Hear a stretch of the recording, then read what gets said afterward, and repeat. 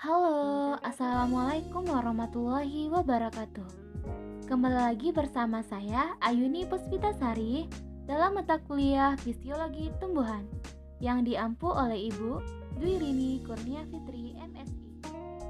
Pada pertemuan kali ini, kita akan membahas tentang nutrisi mineral, di mana pada video ini kita akan membahas dua submateri. Yang pertama, unsur kimia tumbuhan, dan yang kedua, unsur makro dan mikronutrien. Yang pertama yang akan kita bahas yaitu unsur kimia dalam tumbuhan. Tumbuhan menggabung unsur-unsur kimia dengan berbagai cara untuk menghasilkan beberapa kelompok senyawa sebagai hasil dari metabolisme, yaitu keseluruhan reaksi kimia yang terjadi pada makhluk hidup.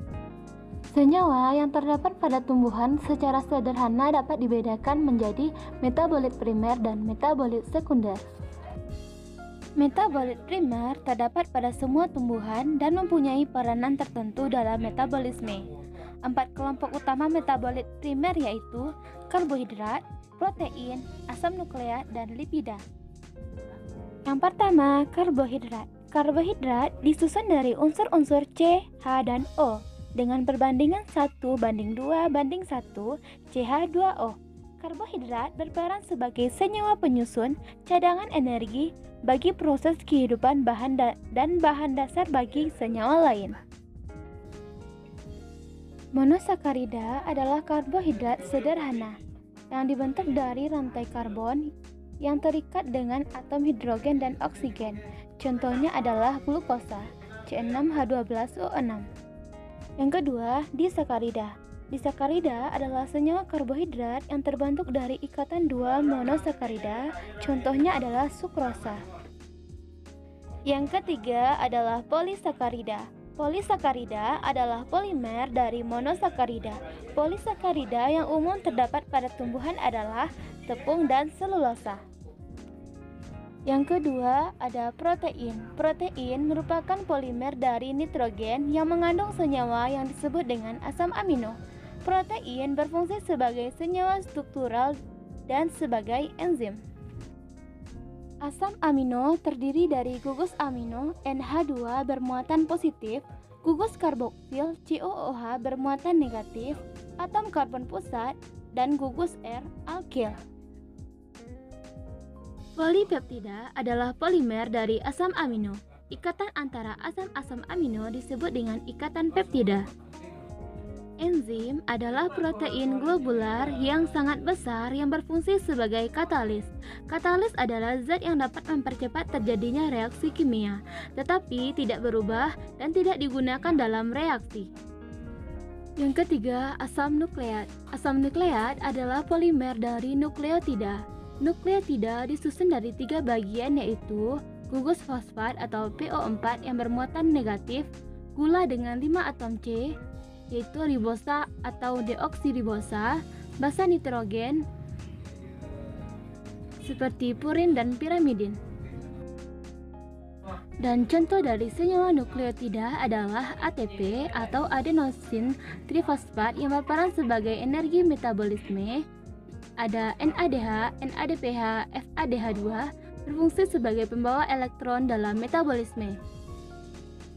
Yang keempat adalah lipida. Lipida mencakup lemak, minyak, senyawa mirip lemak, beberapa vitamin, dan steroid. Lipida merupakan sumber energi utama dan senyawa-senyawa struktural bagi makhluk hidup, dan juga berperan sebagai vitamin dan penghambat kehilangan air. Kelompok utama lipida terbagi atas 3. Yang pertama, trigliserida, lemak dan minyak yang terbentuk dari 3 asam lemak yang terikat pada sebuah molekul gliserol. Yang kedua yaitu fosfolipida. Fosfolipida terbentuk dari ikatan 2 asam lemak pada gugus fosfat yang mempunyai gugus kepala. Fosfolipida sangat penting karena membentuk membran sel. Dan yang ketiga adalah lilin. Lilin adalah campuran kompleks dari asam lemak terikat pada rantai panjang alkohol. Lilin lebih padat dan kedap air dari lemak lainnya. Akutin adalah lilin yang terdapat pada tumbuhan dan sebagai komponen utama kurtikula yang menutupi permukaan daun, bunga, buah, dan batang. B. Metabolit sekunder.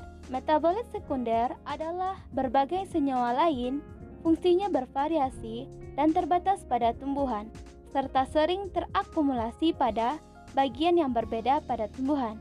Metabolit sekunder juga disebut sebagai produk alami atau fitosemikal. Kebanyakan senyawa ini tidak diketahui fungsinya. Ada 3 kelompok utama metabolit sekunder pada tumbuhan, yaitu alkaloid, terpenoid, dan fenolik. Alkaloid adalah senyawa basa yang mengandung nitrogen dan mempengaruhi sistem saraf manusia. Senyawa ini sering digunakan sebagai obat atau racun. Contoh dari alkaloid adalah kafein pada kopi, kokain pada koka, konin pada cemara racun, morfin pada opium popi, nikotin pada tembakau, dan quinin pada pohon kina. Yang kedua, terpenoid. Terpenoid adalah polimer dari isoperna, yaitu suatu hidrokarbon dengan 5 atom karbon. Isoperna dipancarkan oleh daun sehingga menyebabkan kabut menyelimuti hutan pada hari yang panas. Dan yang terakhir yaitu fenolik. Fenolik adalah senyawa benzana yang mengikat gugus OH. Beberapa fenolik berperan sebagai pelindung dari sinar UV, senyawa antimikroba, senyawa anti-herbivora, dan antioksidan. B. Unsur makro dan mikronutrien.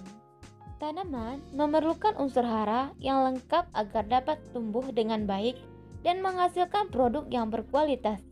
Pemenuhan unsur hara, kebutuhan tanaman merupakan hal yang mutlak.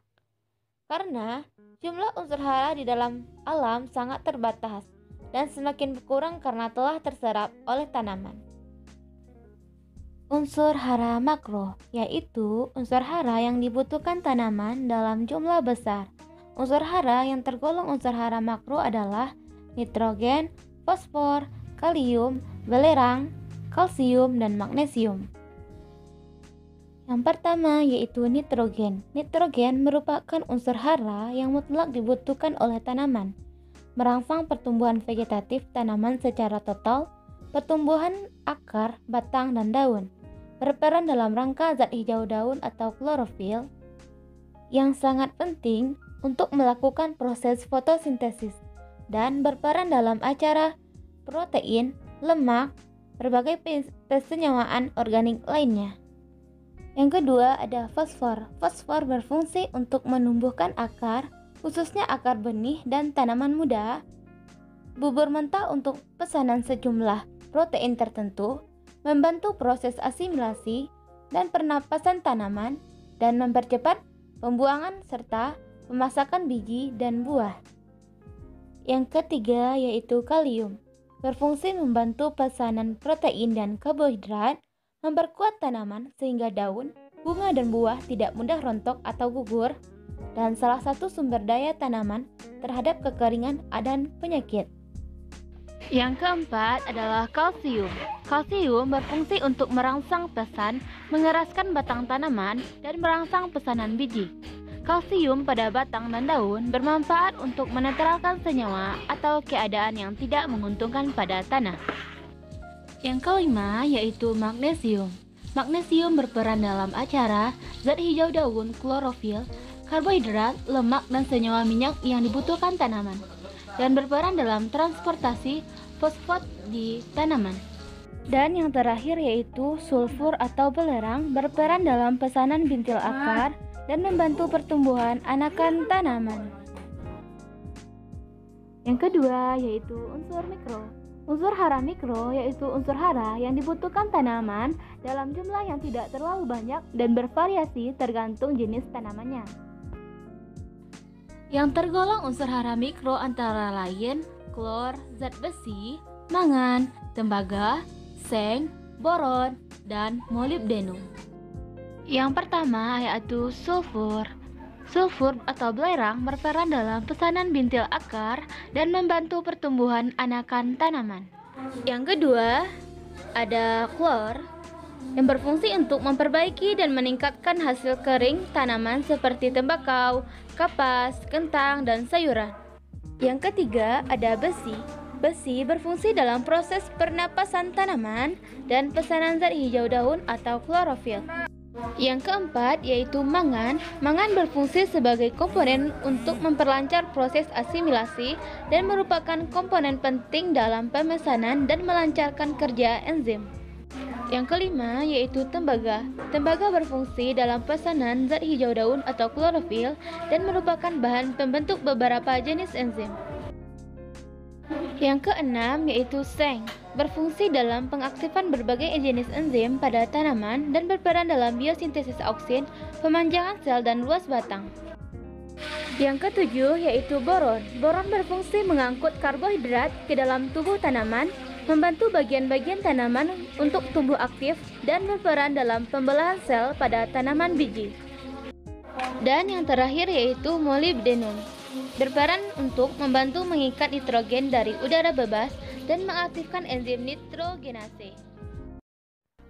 Thank you for attention and thank you for watching. Don't forget to watch the next part of material about mineral nutrition. Thank you, bye-bye. Assalamualaikum warahmatullahi wabarakatuh.